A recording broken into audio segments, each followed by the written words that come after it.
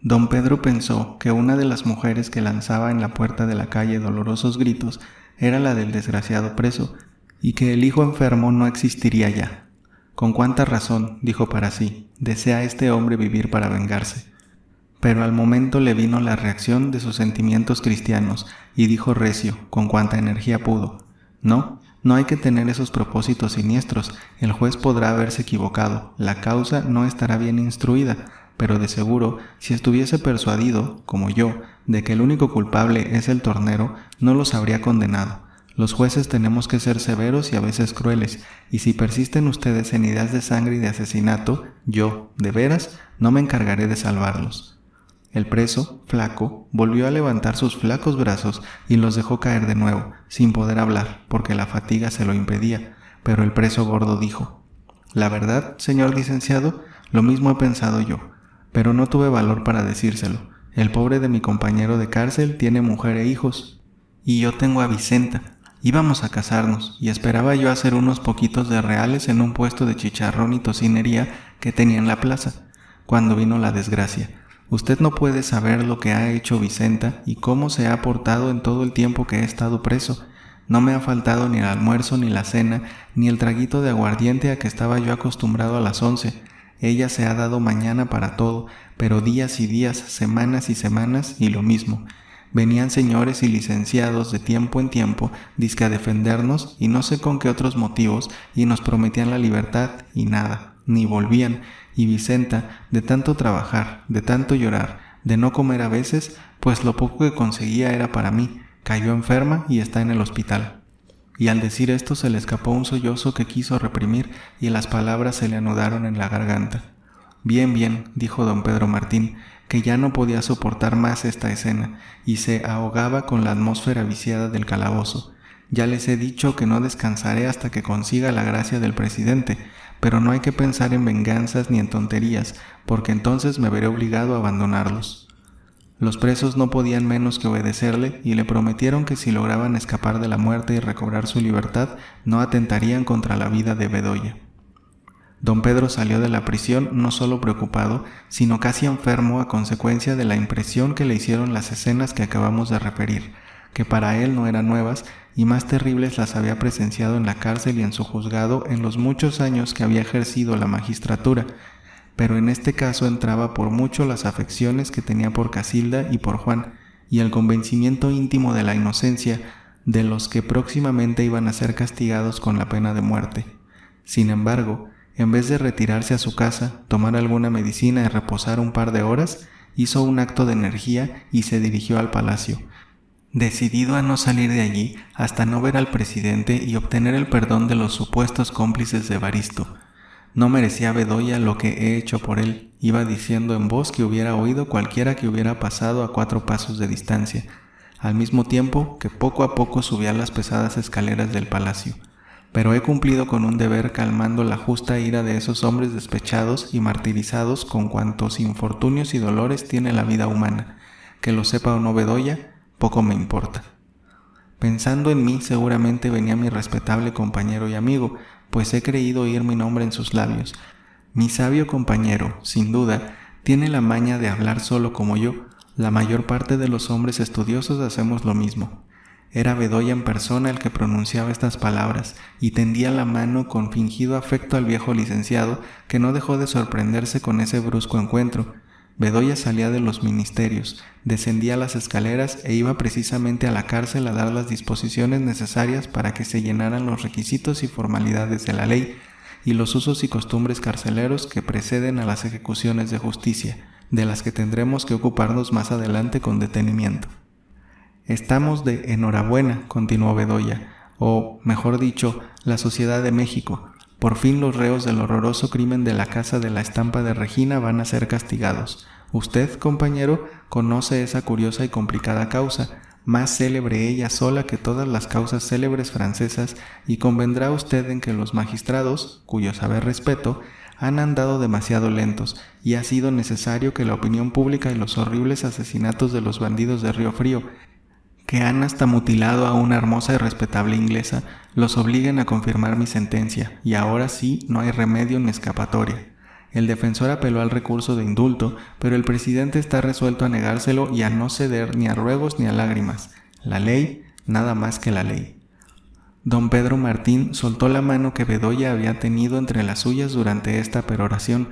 Se lo quedó mirando con un aire terrible y acabó lentamente de subir la gran escalera. «Viejo loco y maniático», dijo Bedoya bajando deprisa. «¿Qué mosca le habrá picado? Envidia, sin duda, porque no fue él quien instruyó esta causa. En toda su vida hubiese podido descubrir a los asesinos». Don Pedro entró a los salones de la presidencia y, en efecto, lo que se llama la opinión pública estaba exaltada y necesitaba para calmarse una víctima. El presidente mismo estaba, hasta cierto punto, comprometido a usar de una energía extraordinaria para que los extranjeros no dijesen que en México se asaltaba y se asesinaba a los ingleses, italianos y franceses, y los criminales gozaban de la más completa impunidad. Esperó más de una hora en la antesala, llena de gentes de todas las clases de la sociedad que iban a sus negocios y que, en lo general, se ocupaban del asunto del día, no cansándose de elogiar a Bedoya. «Juez como este necesitamos», decían. «Ese va recto, no se deja ni enternecer ni cohechar. Para él, las faldas y el dinero es lo mismo que nada». Don Pedro Martín, indignado, descorazonado, casi insultado, pues muchos de los que decían esto en voz alta lo conocían y sabían que había sido juez, se levantó para retirarse. Llegaba a la puerta cuando encontró en ella a uno de los ayudantes, joven de muchas relaciones en la Sociedad de México, medio pariente del marqués de Vallalegre, y que no solo lo conocía, sino que le estaba muy agradecido porque lo había servido en una cuestión de interés con un montero. «Supongo que ya vio usted al presidente», le dijo el joven coronel, saludándolo afectuosamente. «Vine a eso, y me retiraba para volver en la noche. Hay mucha gente, y no he podido ni aún hablar al ayudante de guardia», le contestó don Pedro. «Verá usted al presidente en el acto», le contestó el ayudante. «Personas como usted no deben hacer antesala». Lo tomó del brazo, lo condujo por un corredor hasta una puerta excusada que abrió con una llave que traía en el bolsillo. Lo dejó sentado en un lujoso gabinete y 10 minutos después fue el presidente mismo quien entró a donde estaba don Pedro. «Cuánto lo siento, señor don Pedro», le dijo el presidente, «que haya usted permanecido más de una hora en la antesala. No lo sabía. Y para otra vez, hágame favor de prevenirme la visita el día anterior por una carta y en acto será recibido». «Para personas como usted, el palacio y la presidencia no tienen puertas». «Señor presidente», dijo don Pedro levantándose e inclinándose respetuosamente, «si tanta bondad y consideración se extiende a lo que quizá temerariamente vengo a pedirle, mi gratitud no tendrá límites y mi persona estará siempre a sus órdenes para servirle como quiera y cuando lo mande». «¿Qué podrá pedir una persona tan independiente, tan honrada y tan digna como usted, que no pueda yo concederle si está en mis facultades?» «Tiene usted la facultad misma que tiene Dios, la de perdonar, de dar la vida al que la va a perder, y yo vengo a pedir el indulto de 2 hombres y 2 mujeres condenados a muerte y que van a entrar hoy o mañana en capilla». «¿Cómo?», contestó el presidente, levantándose del sillón donde se había sentado y mirando a don Pedro Martín con un aire tan severo que le hizo de pronto bajar los ojos. «¿Cómo? Usted, magistrado íntegro, juez inflexible, hombre cuya rectitud es conocida en toda la República, viene a interesarse por la vida de unos miserables asesinos? No, señor don Pedro. Quisiera complacer a usted, pero hasta ese punto no. Caería yo en el más completo desprecio de la sociedad. Indultar y volver a dar vida a unas víboras echándolas para que devoren a esta sociedad, no, por ningún motivo. Pídame usted cuanto quiera y yo pueda darle como gobernante, pero no me haga usted cometer un acto de debilidad que comprometería hasta nuestras relaciones extranjeras. Usted sabe cómo las diligencias han sido atacadas, cómo han sido robadas y violadas las cantantes italianas que eran la adoración de México, cómo a pocos días hubo una verdadera batalla, 4 o 6 soldados muertos, mineros ingleses heridos y, lo que es peor, la mujer del director, una hermosa mujer, por cierto, porque estuvo con su marido a despedirse, quedará desfigurada para el resto de su vida, y no sabemos hasta ahora cómo se compondrá este negocio ni cuántos miles de pesos costará a la nación. He jurado exterminar a los bandidos y lo haré. Nada me hará variar esa resolución». «Si el señor presidente me permite hablar», contestó don Pedro Martín con su voz solemne y entera, «le diré que su resolución de restablecer en toda su plenitud la garantía de la vida, que es la primera que debe gozar el hombre en todo país civilizado, no puede ser nunca debidamente elogiada. La apoyo con mi débil voz y añado que he dado pruebas de ser inflexible en el cumplimiento de mis deberes en los largos años que he sido encargado de administrar justicia. Pero este caso es único y distinto. Las gentes por quienes me vengo a interesar son inocentes, completamente inocentes. No se trata de ataques a los viajeros en los caminos reales ni de violaciones contra los extranjeros. Un simple asesinato en una casa de vecindad por un artesano tan hábil en su oficio de tornero como borracho, vicioso y malvado. Y ese asesino, que no se persiguió oportunamente, estoy seguro de que es el mismo que ha cometido esos horrores en el monte de Río Frío. Y los que van a morir, vecinos pacíficos y honrados que vivían en la casa, fueron aprehendidos, acobardados y enredados sin saberlo en la causa, y por último, condenados a muerte por un juez ligero que me sustituyó y cuya vanidad se empeñó en sacar los culpables. Pero eso, permítame usted, señor don Pedro Martín, que le diga que puede no ser cierto y que usted está mal informado. El licenciado Bedoya me ha hablado diversas veces de ese asunto, casi me ha contado la causa entera. Bedoya, señor don Pedro, sin agravio de usted, es un sabio, un magistrado respetable, es un hombre activo, perspicaz, enérgico, un hombre, en fin, completo y preciso para un gobierno que lo sabe tratar y aprovecharse de sus brillantes cualidades. Don Pedro Martín, a riesgo de perder lo que había avanzado en el ánimo del presidente y de comprometer la vida de los que quería salvar, no pudo contenerse y poniéndose en pie, con una voz hueca y dura, como de profeta, dijo: Señor presidente, por el bien de la nación y por la persona de usted, al que tengo la más sincera adhesión y profundo respeto, tengo que decir con toda energía la verdad, la pura verdad. Bedoya es un charlatán, un intrigante y un malvado, que ha logrado sorprender con embustes, con servicios fingidos y con mentiras la buena fe del gobierno. Estudiante ramplón de un pueblo del interior, hijo de un pobre barbero honrado. Ya no lo podían sufrir ni las autoridades ni los vecinos, y el mismo gobernador lo recomendó para sacarlo del estado, donde revolvía a los pueblos de indios, por un lado, para que invadieran tierras ajenas, mientras instigaba a los hacendados para que se tomaran las que los indígenas poseían desde el tiempo de Cortés. El gobernador lo ha sostenido hasta cierto punto con tal de que no volviese al estado, pero en resumen es el más descarado bribón que yo conozco, y además, repito, malvado y asesino, pues para satisfacer su vanidad y sus aspiraciones, manda la horca a los que él mismo y en el fondo de su conciencia, si la tiene, no está persuadido de que sean verdaderos culpables, y aun cuando lo fueran, conforme a las leyes, no merecían la última pena. Todo lo he sabido por el licenciado Lamparilla, joven abogado a quien yo he protegido y me ha contado, entre negocio y negocio e inocentemente, la vida de Bedoya. Señor presidente, continuó don Pedro Martín con un acento todavía más enérgico, he venido más que a implorar gracia, a impedir que un general que tantas glorias ha dado a su patria sea realmente, negando el indulto, el miserable cómplice de un asesinato jurídico. El diálogo había pasado estando los dos personajes en pie. El presidente, cuando acabó don Pedro de decir las últimas y terribles palabras, se dejó caer como descoyuntado y triste en el sillón. Se quedó con la cabeza baja y un dedo en la boca, reflexionando. La reputación que tenía don Pedro Martín de sabio, de honrado, de justiciero, y la fuerza y convicción de su alma que había salido por sus labios, no dejaron ya duda al presidente. Pensando repentinamente en las escenas que habían pasado entre él y Bedoya con motivo de la prensa, de las elecciones, de las logias y de los chismes que no dejaba de hacerle, con la mayor hipocresía contra los ministros y contra los jefes de oficinas, se convenció de que don Pedro Martín tenía razón, de que Bedoya era un falso amigo, aspirante vanidoso y, en una palabra, un redomado bribón. Puede ser que tenga usted razón, dijo a don Pedro. Creemos los hombres tener experiencia y a la hora misma de la muerte tenemos algo nuevo que aprender. Pero volviendo a la cuestión principal, ¿qué pruebas tiene usted de la inocencia de esas gentes? La casualidad me las proporcionó, y aunque tenga que revelarle cosas íntimas y de familia, creo que debo corresponder a su bondad y confianza. Bastante razón tiene usted, señor presidente, en pedirme las pruebas antes de decidirse a hacer un acto de clemencia. Don Pedro Martín refirió sin omitir nada cómo fueron Juan y Casilda a dar a su casa, como platicando entre sí, sin siquiera sospechar que fuesen escuchados, refirieron quién era el tornero y sus antecedentes, y la manera como Tules fue asesinada sin que ninguno de los vecinos fuese cómplice, ni aún supieran el suceso, sino cuando la casera abrió el cuarto. ¿Cómo es, preguntó asombrado el presidente, que los supuestos reos están convictos y confesos?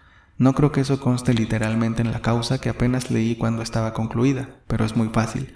Los que son ladrones y asesinos de profesión estudian sus respuestas, niegan, contestan negativamente a todos los cargos o declaran de adrede cosas que hacen perder al juez el hilo del crimen. Los que son inocentes se ven, por el contrario, sobrecogidos de un terror, pánico, delante del juez. Ven con horror la cárcel, se turban, se contradicen y suelen resultar, por sus mismas declaraciones, culpables de delitos que no han cometido. Esto evidentemente ha sucedido en este caso, y no sé, en verdad, cómo magistrados tan circunspectos y doctos han aprobado la sentencia de ese inicuo y desatentado Bedoya. La narración familiar del licenciado Lañeta no solo calmó, sino que divirtió al presidente, quien no dejó de sospechar que, a pesar de la severidad de costumbres del abogado, había algo de exageración y de entusiasmo al hablar de Casilda. Sereno ya su ánimo, prometió al licenciado que mandaría suspender la ejecución de pronto, que esperaba al coronel Vaninelli para que hiciese una correría por el monte y no parase hasta encontrar y castigar a los bandidos, que quería sorprender a la ciudad con el resultado, y que entonces caía bien el que perdonase a los que, aunque fuesen culpables como cómplices de un asesinato, no habían tenido ninguna parte en los atentados de Río Frío. Don Pedro Martín salió de la presidencia con el corazón ancho, bajó las altas escaleras de Palacio alegre y ligero, como si tuviese 20 años, y voló, con el contento y la satisfacción de quien hace una buena obra, a llevar la luminosa esperanza de la vida a la mefítica oscuridad del calabozo de la cárcel. Al escuchar a los condenados a muerte que el viejo licenciado les traía la vida, el hombre gordo cayó de nuevo en tierra, abrazando las rodillas de su salvador. El hombre enteco y consumido se enderezó con esfuerzo, pronunció una palabra confusa, pero llena de ternura, alzó sus flacos brazos y los removió un instante como las aspas de un molino, y cayó en la tarima para no volverse a levantar, haciendo con sus huesos un aterrador y extraño ruido. 8. Tragedia de los enmascarados. Gracias a Dios, Vaninelli, lo esperaba yo a usted, con impaciencia. ¿Qué hacía usted? Caminar, mi general. Inmediatamente que recibí la orden de usted, mandé a buscar un asiento en la diligencia. Estaba completa y fue menester dejar en tierra a última hora un pasajero que reclamó, gritó y pateó. Pero no hubo remedio, ocupé su asiento y me tiene usted a sus órdenes, aún sin quitarme el polvo del camino, mi general perdonará. Los oficiales deben ser aseados y vestir el uniforme con propiedad y arreglado a la ordenanza, pero al último no son unas damas, y el polvo del camino y el olor de la pólvora les sienta siempre bien. Este diálogo pasaba entre el presidente de la República y el coronel Vaninelli, que en efecto estaba tan lleno de polvo que al moverse para tomar una silla casi oscureció el lujoso gabinete.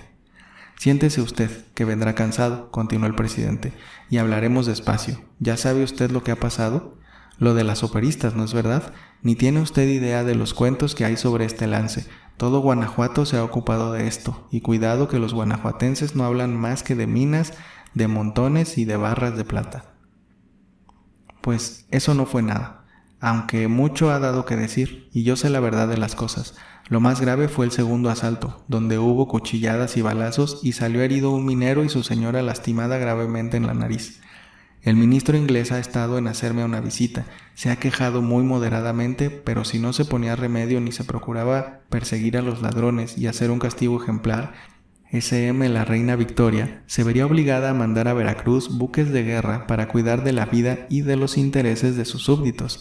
Ya ve usted, esto sería una vergüenza, alteraría notablemente las cordiales relaciones que existen entre México y la Gran Bretaña, y no tendríamos su apoyo para calmar a Francia, cuyo ministro, más exigente que el inglés y el prusiano, y a veces altanero, nos amenaza con sus navíos de guerra, con la cólera de Luis Felipe, con los invencibles soldados franceses y con no sé cuántas patrañas, no obstante que ningún francés ha sufrido ningún ataque y que los peluqueros están tan quietos y seguros como si estuviesen en París. Pero, ¿qué quiere usted? En el fondo, tienen razón para exigir que haya seguridad en los caminos y en las ciudades. Yo he prometido solemnemente al ministro inglés que los bandidos de Río Frío serían perseguidos, aprehendidos y castigados.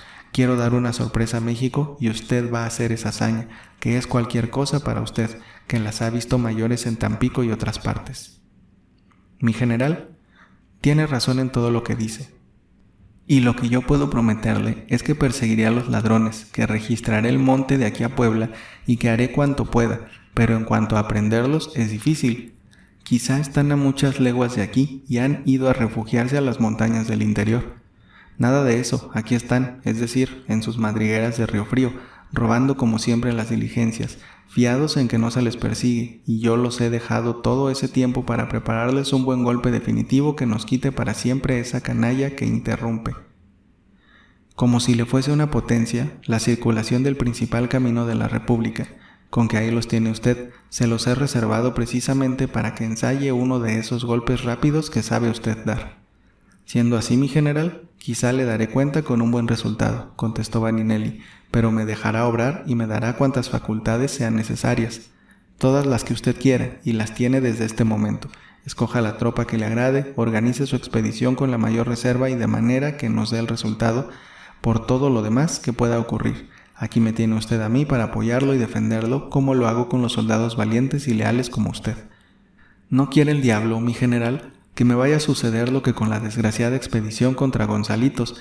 Pero mi general sabe bien que a causa de la deserción de Robreño, con cuyo valor y obediencia contaba, se desbandó la fuerza y no pude darle el golpe que le tenía preparado. ¿Y qué ha sucedido con ese oficial en el que tenía yo tantas esperanzas y que tan buenos golpes daba a los indios bárbaros en la frontera?, preguntó con interés el presidente.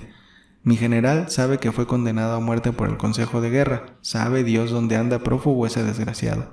Uno de los mejores oficiales que he conocido y además amigo íntimo. Pero se lo previne, y el día que lo encuentre, identificando su persona, tendré que fusilarlo. Mi general sabe cómo soy tratándose de las ordenanzas y del servicio.